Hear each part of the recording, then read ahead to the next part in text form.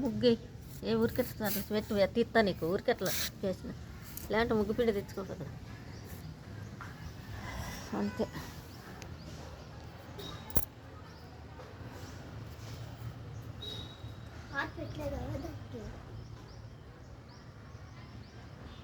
బట్టలు మాత్రం చూడాలి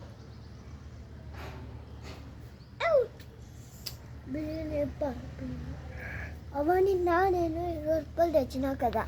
20 రూపాయలు తెచ్చినా కదా 10 రూపాయలు జీతాను నాకనే ఎప్పుడు ఉంది ఉంది నాకు ఇస్తున్నా నువ్వు నిన్న